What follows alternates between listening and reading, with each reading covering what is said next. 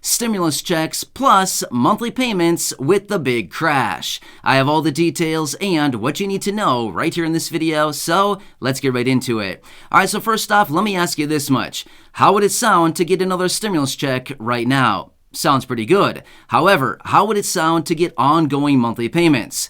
Sounds even better. I totally agree with you. However, the current situation that we are watching unfold right before our very eyes is setting the stage for exactly that. Another round of stimulus checks and possibly even ongoing monthly payments. There's a lot going on right now, and there are some very strange things that are happening that is literally setting the stage for a very high probability of more stimulus checks and even ongoing monthly payments, which I want to talk about right here in this video, so let's get right into it. However, really fast before we do, thank you so much for joining me. If you're new here or if you haven't done so yet, make sure to subscribe by hitting the button right down below the video. I am your one and only daily advocate, and I'm very much dedicated to you and this community to help you out in any way that I possibly can by bringing you all the latest updates as this information is hitting the wire, as well as anything else that pertains to money, benefits, raises to benefits, new bills, legislation, checks, stimulus, programs, and anything else that we can possibly get our hands on right here, right now, during this very high inflationary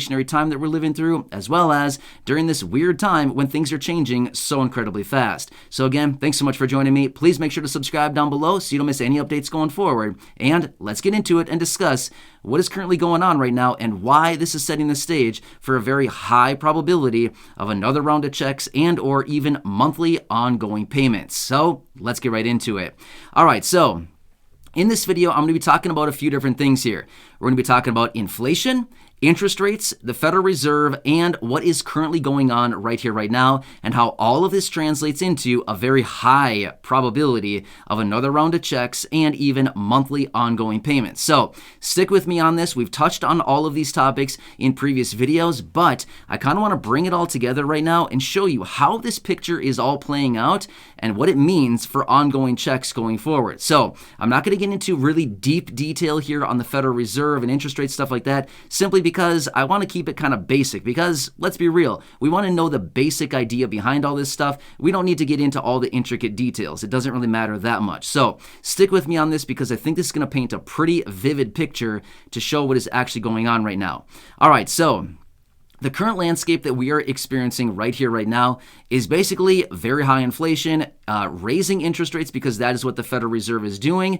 A lot of inflation going on that continues to creep up every single month. We're seeing recession all over the place. The stock market is basically collapsing onto itself. The real estate market doing the exact same thing.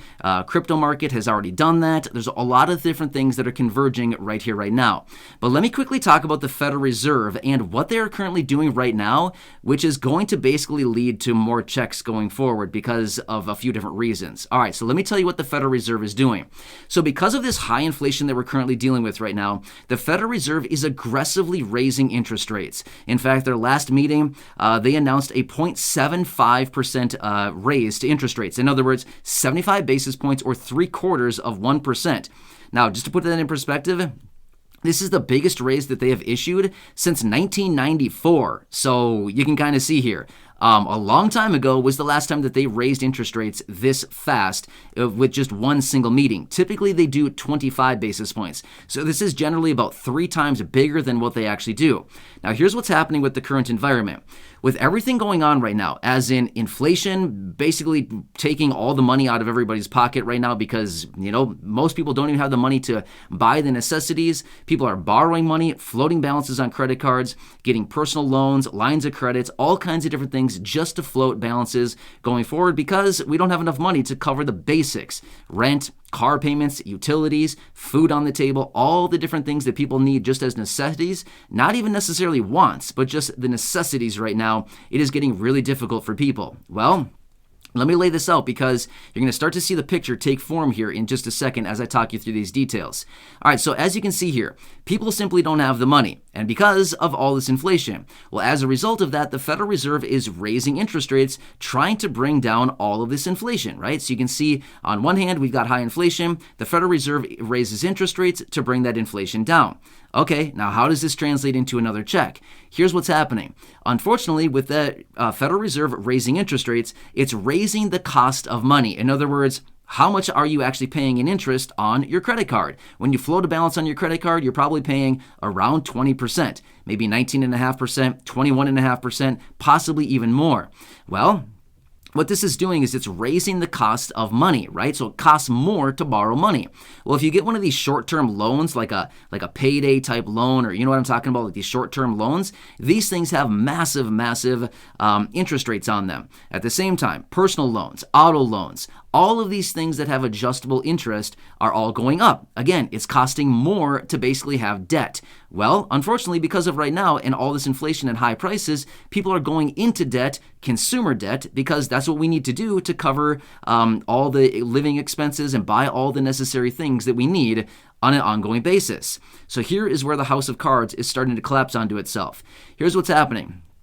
As the Federal Reserve is raising interest rates, because this is what their plan is to bring down the inflation, here's what's happening. It's causing many people to basically not have enough money, right? We already know this. People don't have enough money, and therefore people are basically being forced into debt, right? At the same time, it's basically collapsing the personal economies of the people, right? So the personal like savings that people have, incomes are not keeping up.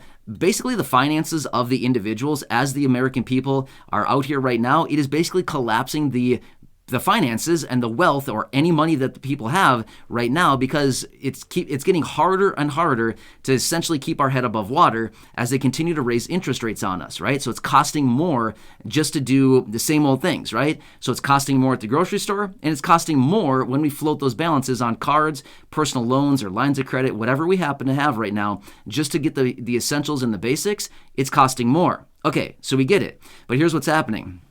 As a result of that, they're essentially like smashing the finances of everybody. It's essentially just taking down the finances of everybody. So here's what's going on going forward. As they continue to collapse the economy, because that's what they need to do in order to bring this inflation down, the Federal Reserve is raising these interest rates very aggressively right now. And in order to bring this under control, they essentially need to collapse the economy. That's basically what they have to do. They have to slow it down. It's moving too fast. The economy is moving too fast. There's way too much consumer spending. They need to bring it down, because this is how it's going to bring inflation down as well. Well, what do they need to do when all of a sudden the economy implodes onto itself, the stock market goes down, everything else collapses onto itself? What do they need to do at that point? Well, they need to bring it back up, because they've overgone way too far past what they actually need to do. So the whole idea behind the Federal Reserve is to keep the economy and everything somewhat at equilibrium, right? So unfortunately, what they do is they bring it way too hot and they bring it up into a peak, and then they collapse it down into a steep valley, right? So like a mountain range. Well, as a result of that, as they try to maintain equilibrium, like a line going right through the middle, that would be equilibrium, what they do is they overheat it, and then of course they cool it way too much. Well, in the event when they collapse the economy way too much, now all of a sudden we have all these people out there that the Federal Reserve and the government is relying on to actually pump this economy back up through consumer spending. But here's the problem. Nobody has any money anymore, because all the people are spending their money on just trying to maintain the debt, right? Maintaining the debt, because they've raised the interest rates so much. They've raised the cost of living. They've raised the cost of borrowing money so much that it's taking all of our money just to pay down all of the debt that we've accumulated, just to pay down the consumer debt, and of course, just to pay for the basic necessities that we all need right now. So we don't have all of this extra money that we need in order to go out into the economy and spend in order to stimulate the economy back into, bring some life back into the economy, essentially what it comes down to. So as a result of this, as they continue to collapse things going forward, it's basically putting the finances of the American people into a really precarious situation where we essentially don't have the money anymore. Well, how are they going to dig out of this next recession? Well, it's going to be very difficult to do that unless they print a whole bunch of money. Is that what they're going to do? Yeah, 100%. That's what they do every single time. They print money and they send it out to the people, and they send it out to everywhere they possibly can to once again inflate the economy, because they've overdone it. They brought the economy down way too far. Well, here's something else that's interesting as well. So here's what's kind of a little bit more complicated topics about the Federal Reserve. As they raise interest rates, so right now they're raising interest rates so aggressively because they're anticipating this big crash to ensue sometime very soon, which it probably will, realistically. So even though we've gone down a lot on some of the different things right now, it's likely going to get significantly worse going forward. So Here's what's happening. One of the major tools that the Federal Reserve has to actually kind of bring life back into the economy is by lowering interest rates. So what are they doing now? They're raising interest rates aggressively because interest rates were essentially sitting at zero. Well, sitting at zero, and now they've raised them aggressively because they foresee what is actually coming on the horizon, a big crash, which is going to happen. Well, in order to get the necessary amount of firepower that they need to once again lower interest rates to make it more appetizing to borrow money, is they need to raise rates because they were sitting at zero. They raised them a little bit, 0.25%, 0.5%, now 0.75%. That's not giving them a whole lot of firepower. They need more firepower, which is why they are actually raising rates aggressively so they can build those rates up so that when the time comes that they need to rebuild the economy and bring the thing back to life again, they have more rates to actually start lowering. Kind of see what I'm saying here? So this is possibly why they are raising interest rates so aggressively right now, because they know they waited too long and they need to get ahead of this because once the economy implodes onto itself, it's too late. They can't keep raising rates. They must ease at that point. They must start printing money and they must start lowering rates again. So they have a very small window in which they need to act right now to raise interest rates back up so that they have more firepower in the event when the economy basically collapses and it's really deep, then they have all of this interest rate that they can start kind of lowering once again to make the appetite more appealing to raise and to actually borrow money so that we can all go back out and stimulate the economy. Now, that's kind of a little bit more in-depth than I wanted to go in this video, but that's okay. You kind of understand the situation now. Now, how does this all translate into checks, ongoing checks, monthly checks, one-time checks, things like this? Here's what it comes down to. Every recession that we've seen in the last 20 years have all presented and provided stimulus checks. Now, here's the thing.